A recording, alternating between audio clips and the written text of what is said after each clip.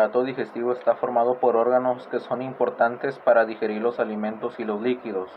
Sus principales características son la entrada de nutrientes, la digestión y absorción, además de su función secretoria. Los sustratos del sistema digestivo son los nutrientes ingeridos. Estas sustancias van sufriendo un proceso de digestión a medida que avanzan a través del tubo digestivo. Así van quedando moléculas más pequeñas a disposición de la mucosa por donde se absorben y pasan a ser productos aprovechables del sustrato original. Las sustancias que no se absorben son consideradas desechos, junto con las secreciones de los órganos anexos, y estas son devueltas al medio ambiente en forma de materia fecal.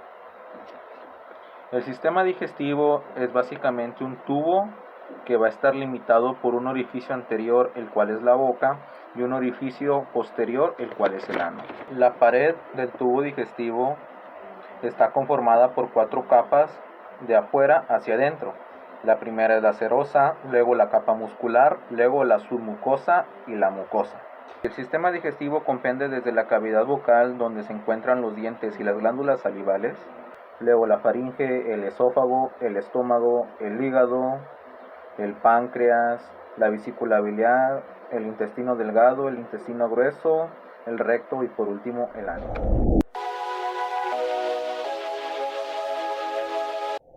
La cavidad bucal tiene forma de herradura, además de que está limitada por los dientes, la lengua, el paladar duro y el paladar blando. Estas estructuras forman la boca y cumplen un papel clave en el primer paso de la digestión, el cual es la ingestión.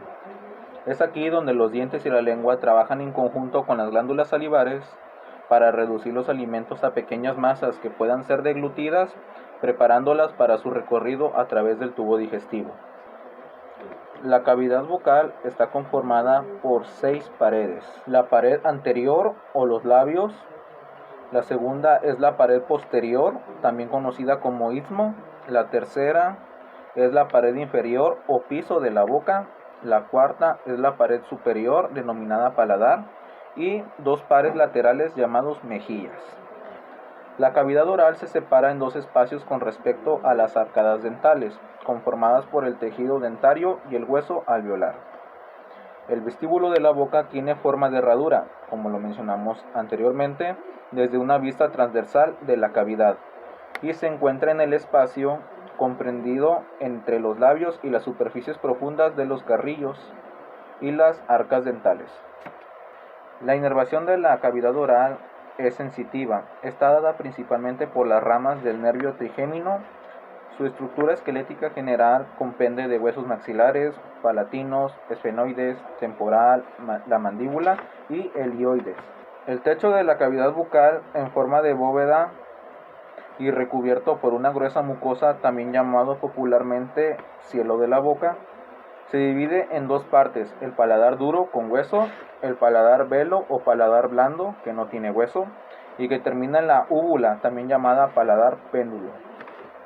Las membranas mucosas tapizan el interior de la boca, continúan por afuera formando la zona rosada y brillante entre los labios. Además, estas membranas se unen con la piel de la cara en el borde exterior de los labios. La mucosa de los labios es propensa a la sequedad a pesar de estar humedecida por la saliva.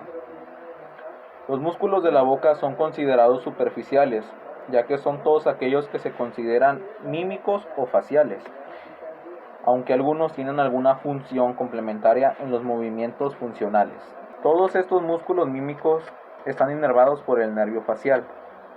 Los músculos a los que nos referimos es el músculo orbicular de la boca o de los labios, el cigomático mayor, el cigomático menor, el risorio y el elevador del labio superior, además del depresor del ángulo de la boca y del depresor del labio inferior. Clásicamente conocemos que los músculos destinados a la masticación están representados por los siguientes: el temporal, el perigoideo interno y el perigoideo externo.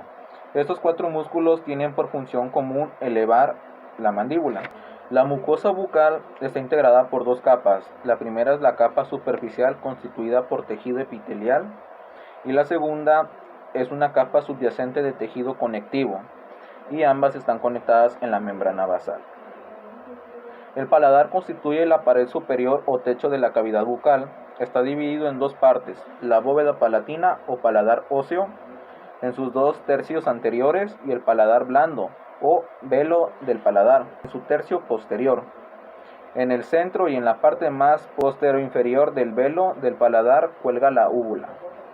La lengua es un músculo que ayuda a masticar, degustar, hablar y pasar la comida, ya que posee una gran cantidad de papilas gustativas en toda la superficie de su cara superior, y su cara inferior descansa sobre el piso de la cavidad oral, donde también se encuentran 2 glándulas salivales, que permiten mantener a la boca humedecida y así empezar la digestión de los alimentos. Además, la mucosa bucal de la cavidad bucal, la lengua y el paladar está chonada de pequeñas glándulas individuales que humedecen las superficies y las lubrican. Estas constituyen las glándulas salivares menores, las que acabamos de mencionar, pero además de estas existen 3 glándulas mayores, las cuales son la parótida, la submandibular y la sublingual.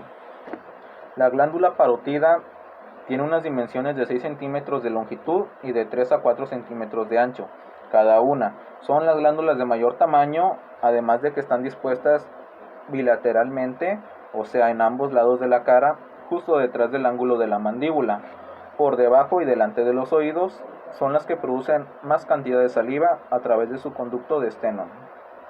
Y la glándula submandibular de la cavidad bucal produce una secreción de saliva mixta, serosa y mucosa, pero predomina la serosa. Se sitúan en el suelo de la boca, además de que son las más pequeñas de las glándulas mayores que se encuentran envueltas en tejido conjuntivo, además de que su conducto de Wharton y se abre al lado del frenillo de la lengua. La glándula sublingual de la boca es la más pequeña de las glándulas salivales. Esta glándula predomina la mucosa, está por debajo de la mucosa del piso de la boca. Su secreción salival fluye a través de varios conductos sublinguales separados que se abren en el pliegue sublingual, además de que su forma es irregular y de un tamaño aproximadamente de una nuez. Además de que su conducto excretor principal se llama Bartholin y es el sitio de donde se secreta la saliva de la cavidad oral, produciendo así el 5% del total de la saliva de la boca.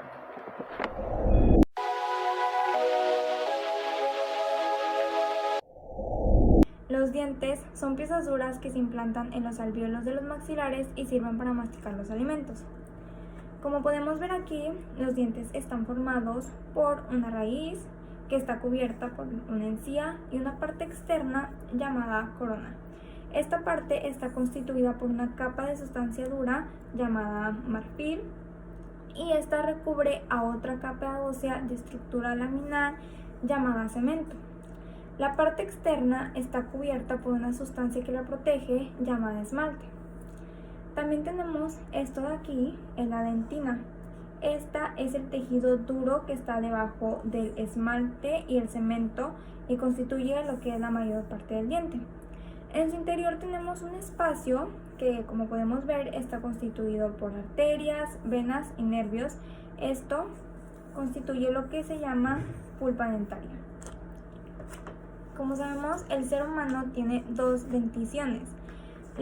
Los dientes residuos, que son los primeros que aparecen, empiezan a aparecer alrededor de los 6 o 7 meses y aparecen primero los incisivos centrales inferiores y aproximadamente a los 30 meses se completa la dentadura de leche con 20 dientes, que son 2 incisivos, un canino y 2 molares de leche por maxilar. Después, como sabemos, se nos cae y ahora sí aparece lo que es la dentadura permanente, que es la de una persona adulta. Esta consta de 32 dientes distribuidos en 2 maxilares. En cada uno hay 2 incisivos, un canino, 2 premolares y 3 molares.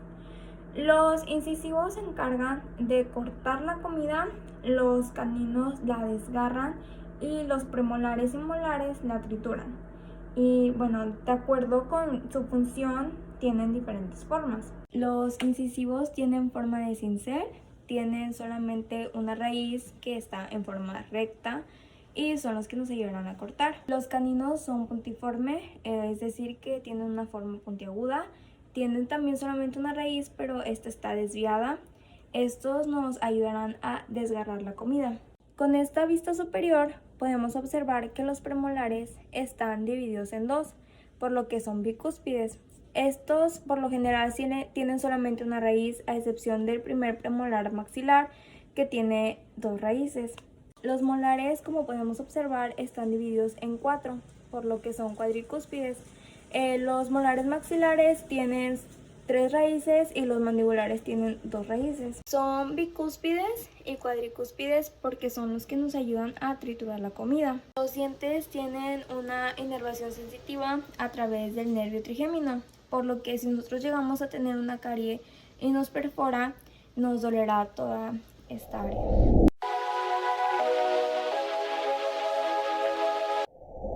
La faringe es un conducto musculomembranoso que se extiende verticalmente desde la base del cráneo hasta la sexta vértebra cervical por detrás y hasta el borde inferior de cricoides por delante, donde continúa por el esófago. Mide de 14 a 15 centímetros de longitud, aunque durante la deglución la faringe podría cortarse a 7 centímetros. Su diámetro es de 4 o 5 centímetros en sentido transversal y 2-3 centímetros en sentido anterocostal. Por la faringe pasa tanto aire como alimentos, por lo que es parte tanto del aparato digestivo como del aparato respiratorio.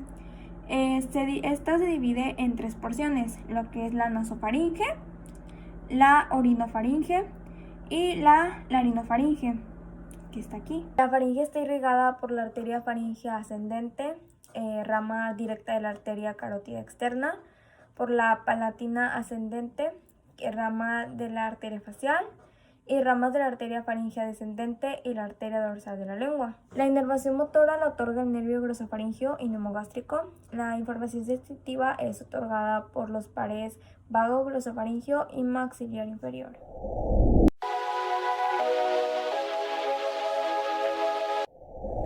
El esófago es un tubo muscular de 30 centímetros que comunica a la faringe con el estómago y permite que pasen los alimentos. Este se ubica en medio de los pulmones y detrás del corazón y se extiende desde la sexta o séptima vértebra cervical hasta la 11ª vértebra torácica, y también desciende a través del cuello y el tórax para atravesar el diafragma y para alcanzar el estómago. En el recorrido esofágico se encuentra en íntimo contacto con estructuras vecinas que son el cartílago cricoides de la laringe, el callado aórtico de la arteria aorta, la aurícula izquierda del corazón y el hiato esofágico, que es el orificio del diafragma por el que pasa el esófago.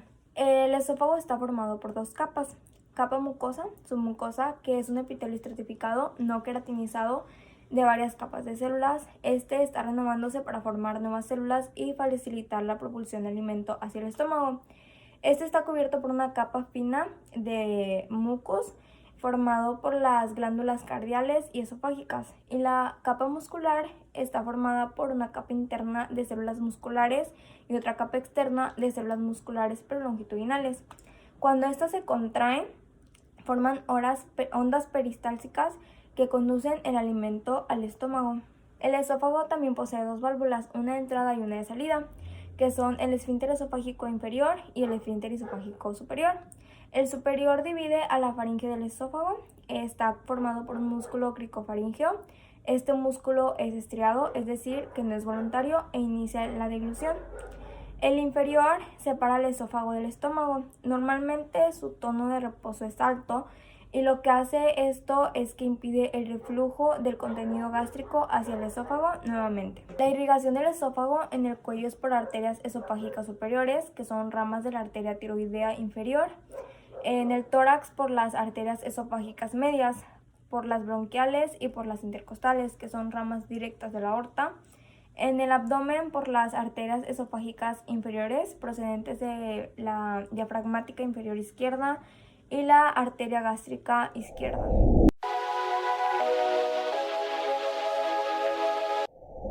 Cavidad peritoneal y mesenterio. El peritoneo es una membrana fina que se encarga de recubrir la pared interna de la cavidad abdominal. Este se puede clasificar en dos, el parietal y el visceral. El parietal cubre la pared interna de la cavidad abdominal y el visceral cubre las vísceras. El espacio que está entre estos dos peritoneos se le llama cavidad peritoneal. Los órganos que se encuentran suspendidos entre la cavidad peritoneal se les llaman intraperitoneales, mientras que los que se encuentran fuera de la cavidad peritoneal se llaman extraperitoneales. Tenemos que la cavidad peritoneal se puede dividir en dos: cavidad peritoneal mayor y cavidad menor, o también llamada bolsa omental. La cavidad mayor ocupa la mayor parte de esta cavidad y se encuentra extendida desde el diafragma hasta la cavidad pélvica. La bolsa omental o cavidad menor se encuentra posterior al estómago y al hígado, y este se puede comunicar con el resto de la cavidad abdominal con el orificio omental o pilórico. Omentos y mesenterios. Estos son pliegues de peritoneos con la principal función de unir a los órganos entre sí o a la pared posterior del abdomen. Tenemos que los omentos están formados por dos hojas de peritoneos.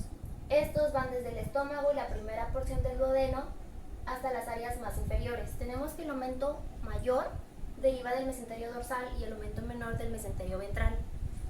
El omento mayor, también llamado epiplón mayor, es un pliegue peritoneal que tiene forma de delantal. Este se va a insertar desde la curvatura mayor del estómago y la primera porción del duodeno, va a descender anteriormente por el colon transverso y yeyuno e ilion, y principalmente la principal característica del omento mayor es que tiene cúmulo de grasa. El omento menor o epiplón mayor es una membrana fina que vamos a encontrar en la superficie anterior y posterior del estómago. Este va desde la curvatura menor del estómago a la parte inferior del hígado. Tenemos que se va a dividir en dos ligamentos. En el ligamento hepatogástrico medial, que va desde el estómago a la porción inferior del hígado, y el ligamento hepatoduodenal lateral, que va desde la primera porción del duodeno a la parte inferior del hígado. Los mesenterios. Estos son pliegues peritoneales que se van a encargar específicamente de unir a los órganos a la porción posterior de la cavidad abdominal. Tenemos que se clasifican en tres dependiendo del área en la que se encuentran. En el mesenterio, mesocolon transverso y mesocolon sigmoide. El mesenterio se encarga principalmente de unir al intestino delgado a la porción posterior del abdomen. Este es ancho y tiene forma de abanico. Este va a unir al yeyuno e ilion a la pared posterior y se va a insertar superiormente en la unión duodeno-yeyunal e inferiormente a la unión iliocecal. Tenemos al mesocolon transverso, que va a unir al colon transverso a la pared posterior del abdomen. Y tenemos al mesocolon sigmoides, que este tiene forma de una V invertida y principalmente va a unir al colon sigmoides a la pared posterior del abdomen.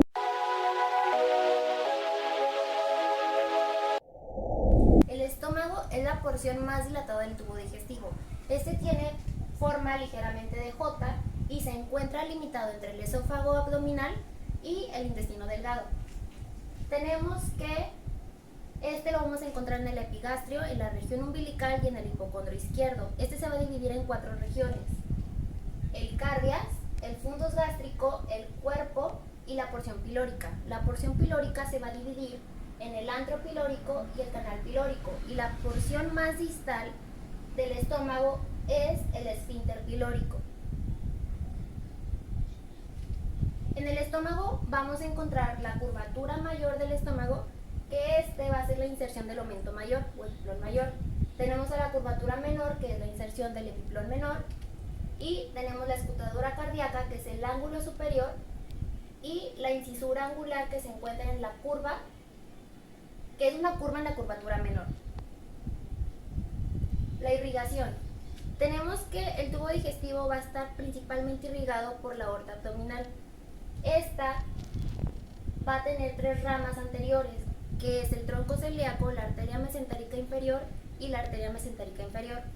Tenemos que el tubo digestivo se va a dividir en intestino proximal, medio y distal. Este va a estar limitado mediante las áreas de distribución de las ramas de la aorta abdominal. Tenemos que el intestino proximal va a empezar desde el esófago abdominal y va a terminar en el duodeno proximal. Este va a incluir el esófago abdominal, el estómago, duodeno, hígado, páncreas y vesícula biliar. Principalmente va a ser irrigado por el tronco celíaco. Tenemos el intestino medio, que va a empezar en el duodeno distal y va a terminar en los 2 tercios proximales del colon transverso. Este Va a incluir el duodeno, yeyuno, ilion, ciego, apéndice, colon ascendente y los 2/3 proximales del colon transverso. Este va a estar irrigado principalmente por la arteria mesentérica superior. Tenemos el intestino distal, que va a empezar en el tercio distal del colon transverso y va a terminar a la mitad del conducto anal. Este va a incluir al tercio distal del colon transverso, al colon descendente, colon sigmoides, recto y la mitad del conducto anal, y va a ser irrigado principalmente por la arteria mesentérica inferior. Tenemos que la irrigación del estómago, principalmente del estómago, va a estar dado por el tronco celíaco. El tronco celíaco va a dar ramas que se van a encargar de irrigarlo. Estas son la arteria gástrica izquierda-derecha, la arteria gastromental izquierda y derecha, la arteria gastroduodenal y las arterias gástricas cortas. La inervación del estómago va a estar dado principalmente por el tronco simpático. Este nos va a dar las ramas que van a inervar principalmente al estómago, que son los nervios esplácnicos torácicos, el nervio esplácnico mayor y los ganglios torácicos quinto a noveno.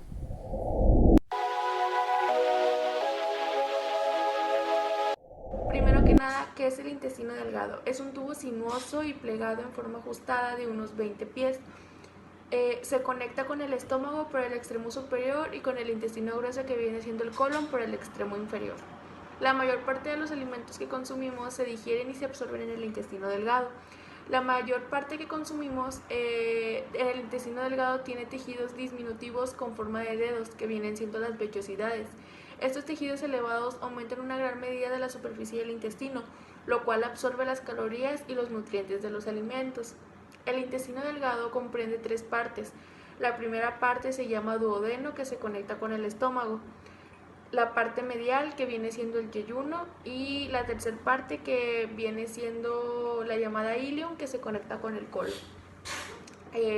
Una de sus funciones del intestino grueso es que absorbe agua y los productos de desecho de la digestión, que es lo que hace que se conviertan en heces, los nervios y las hormonas, que nos ayudan a controlar el proceso digestivo. El intestino grueso, también llamado colon, tiene una forma de U invertida y se sitúa rodeado por delante del intestino delgado, terminando por el ano. Mide 1.5 metros aproximadamente y es más ancho que el intestino delgado, unos 8 centímetros de diámetro de la parte inicial y 2.5 centímetros del diámetro. Es un órgano en forma de un tubo largo que se conecta el estómago con el intestino grueso. Como ya lo había comentado, pues mide casi 20 pies de largo y se dobla varias veces para encajar dentro del abdomen. El intestino delgado pues tiene las 3 partes que ya les habíamos comentado, que es el duodeno, el yeyuno y el ilion. Bueno, ahora voy a continuar hablándoles sobre el intestino grueso. ¿Qué es el intestino grueso? El intestino grueso colon es la última estructura en procesar los alimentos que consumimos para así que recibe las sustancias ingestibles del intestino delgado, absorbe agua y deja los productos de desecho llamados heces. Las heces se expulsan del cuerpo a través del recto y a través del ano. La función de este intestino grueso es que el intestino grueso absorbe agua y los productos de desecho, como ya se los había comentado, pues se centra más en todos los alimentos que consumimos, puedes ayudarnos para la digestión. Algunas características es que el intestino grueso es la última porción del tubo digestivo, formada por el ciego, el colon, el recto y el canal anal. El intestino delgado se une al intestino grueso con el abdomen inferior derecho a través de la válvula ileolacal. El intestino grueso es un tubo muscular de aproximadamente 1,5 metros de largo, como ya se los había mencionado anteriormente. El intestino grueso con el abdomen inferior derecho a través de la válvula ileolacal. El intestino grueso es un tubo muscular de aproximadamente 1,5 metros de largo, como ya se los había mencionado anteriormente. Aquí a continuación les van a aparecer las fotos más representativas, para que se den una idea más amplia de qué es el intestino delgado y de qué es el intestino grueso.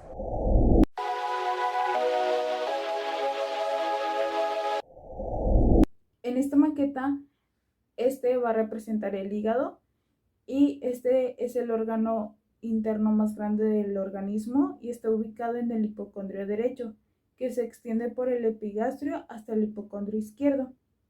Este órgano suele pesar de 1 a 1,5 kg y puede llegar a medir 15 centímetros de ancho y tiene una coloración rojiza oscura. El hígado tiene 3 caras. La cara diafragmática es una de ellas, que está en contacto con el diafragma y tiene forma de cápsula. Hay un espacio entre la cara anterior del hígado y el diafragma y se crea el receso sufrénico. Está la cara visceral, que está recubierto por el peritoneo, excepto por la vesícula e ilio. En esta cara se encuentran 4 lóbulos.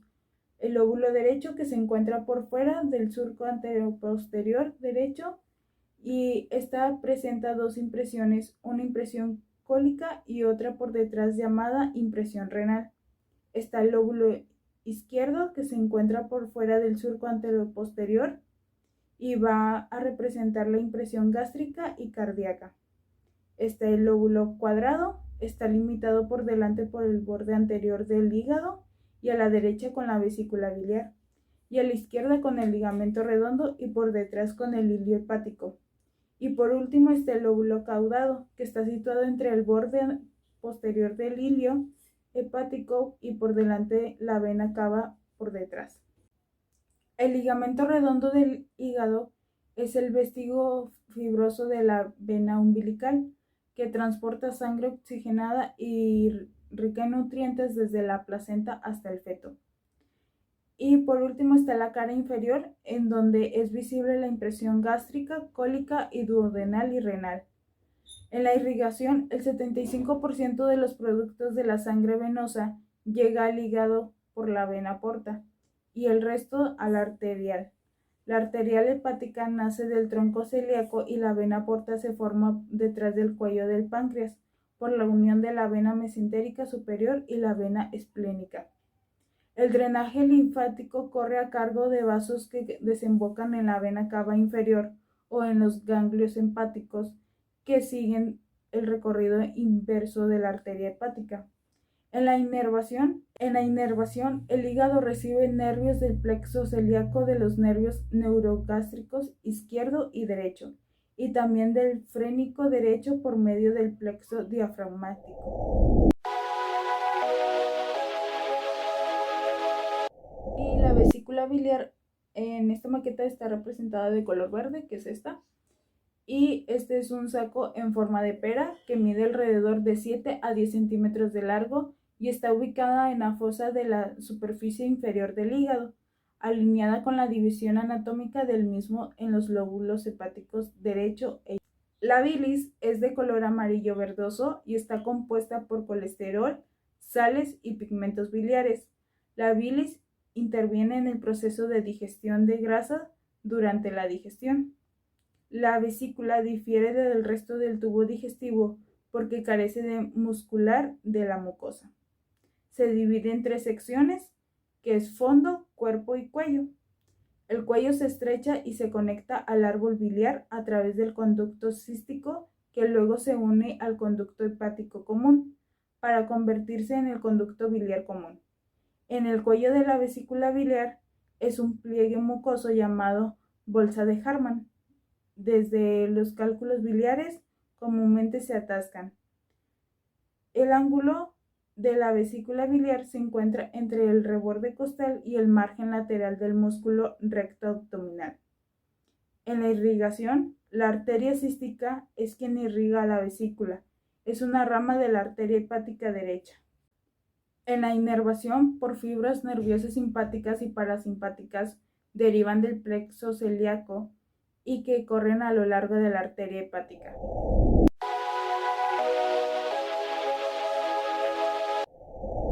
A continuación hablaremos del páncreas, que vendría siendo este de aquí, que está representado en color amarillo. Y el páncreas es a la vez un órgano exocrino y endocrino que se sitúa en la parte posterior del estómago, en el suelo de la bolsa omental y un órgano retroperitoneal, a la excepción de la parte distal de la cola, que está en contacto con el vaso. Las células ductuales pancreáticas secretan líquido con un alto contenido de bicarbonato que neutralizan el ácido que entra en el duodeno desde el estómago. La secreción pancreática se encuentra bajo control nervioso y hormonal. Las secreciones pancreáticas exocrinas desembocan principalmente en el conducto pancreático principal que se une al conducto colector, poco a la ampolla hepatopancreática. Los circuitos arteriales anterior y posterior irrigan la cabeza del páncreas y derivan de un componente superior de la arteria gastroduodenal y un componente inferior de la arteria mesentérica superior.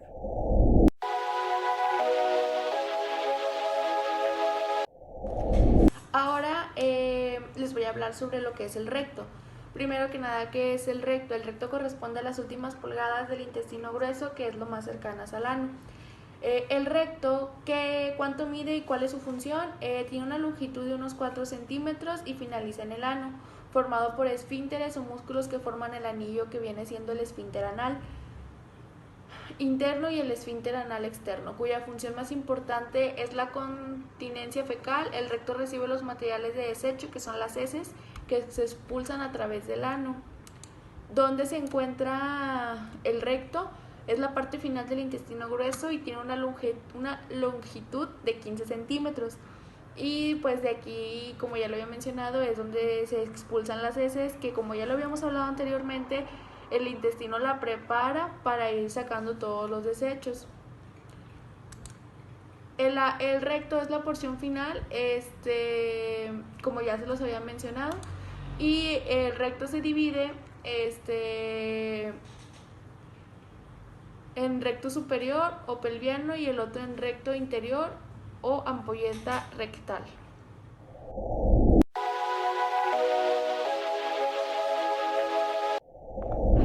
Y por último tenemos al ano, el cual es el extremo final del tubo digestivo donde se encuentra el esfínter que regula el proceso de la defecación. El conducto anal se extiende desde el recto hasta la piel perianal y está recubierto por una mucosa que cubre el esfínter interno y está constituido por los músculos ileococcígeo, isquiococcígeo, pubococcígeo y puborectales. La mucosa o capa de revestimiento interno del ano tiene 3 partes, de más interno a más externo: la glandular, la transicional y la escamosa. Y es por aquí donde se devuelve la materia que no es digerida, junto con las secreciones de órganos anexos, como antes habíamos mencionado, de vuelta al medio ambiente en forma de materia fecal.